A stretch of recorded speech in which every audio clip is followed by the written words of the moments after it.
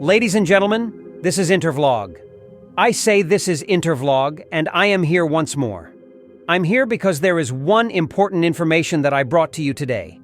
And this information is an information that you will always remember because this is the first time this type of thing is happening in Africa.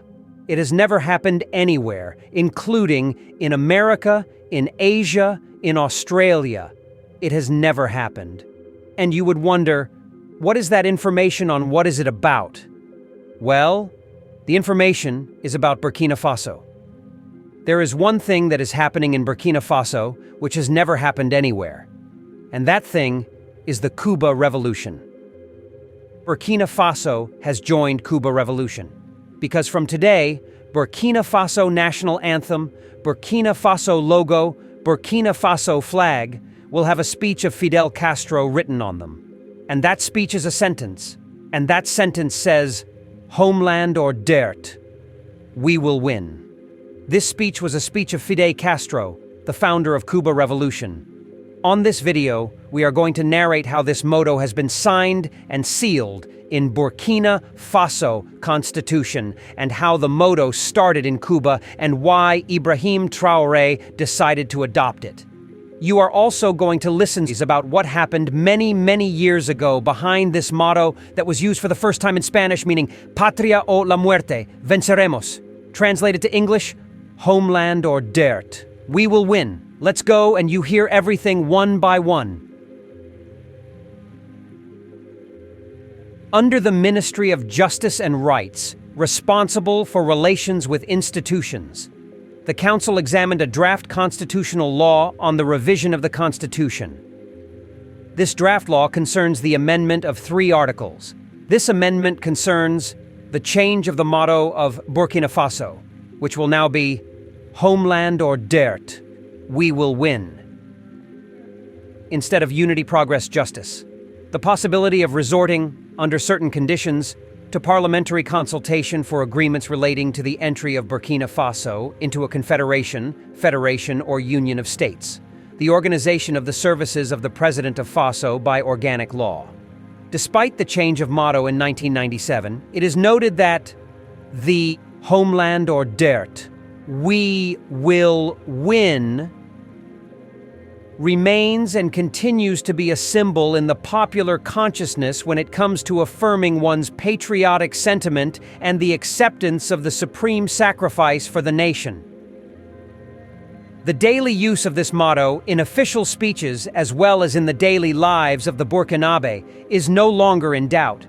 This bill will, among other things, allow the provisions of the Constitution to be brought into line with popular usage and to harmonize the motto with our national anthem, Dita Niye, the Song of Victory.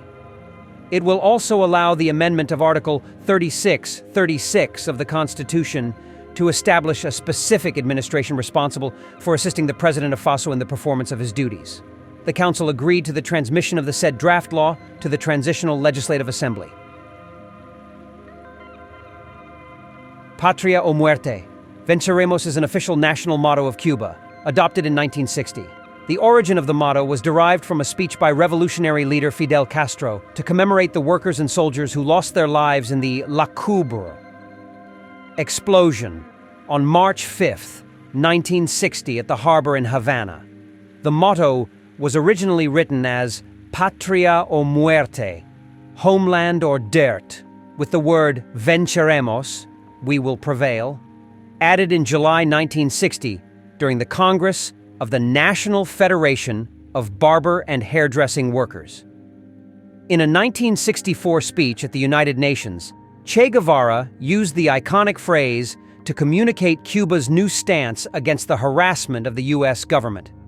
The phrase has recently been adapted by some Cuban musicians and protesters to now say, Patria y vida, homeland and life.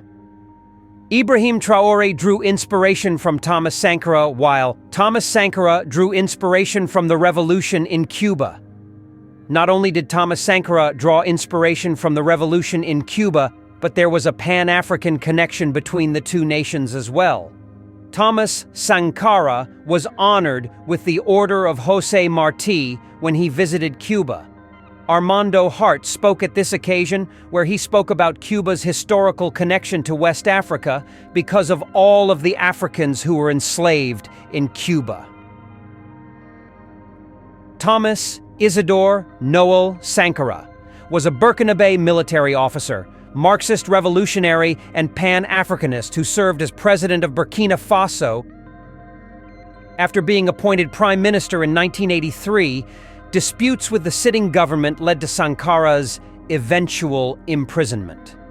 While he was under house arrest, a group of revolutionaries seized power on his behalf in a popularly supported coup later that year.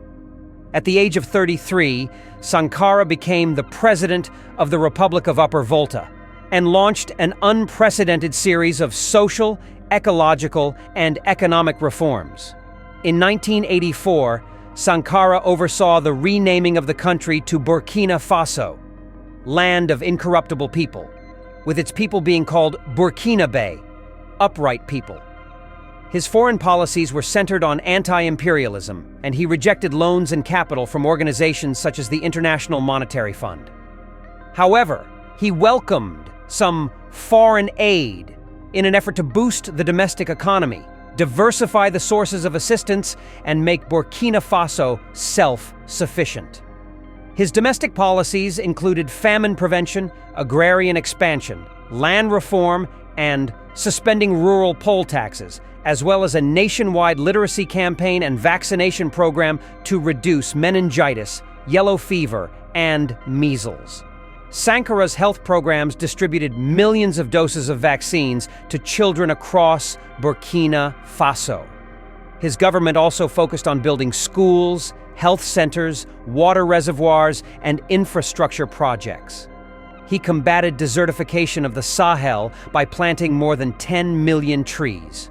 Socially, his government enforced the prohibition of polygamy.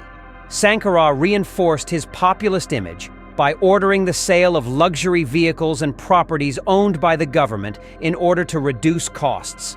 In addition, he banned what he considered the luxury of air conditioning in government offices and homes of politicians. He established Cuban-inspired committees for the defense of the revolution to serve as a new foundation of society and promote popular mobilization. His popular revolutionary tribunals prosecuted public officials charged with graft, political corruption, considering such elements of the state counter-revolutionaries. This is the end of our program today. See you on Intervlog, same time tomorrow. Thanks for watching. Please like and subscribe to my channel and press the bell icon to get new video updates. Thank you for watching Intervlog. Thank you.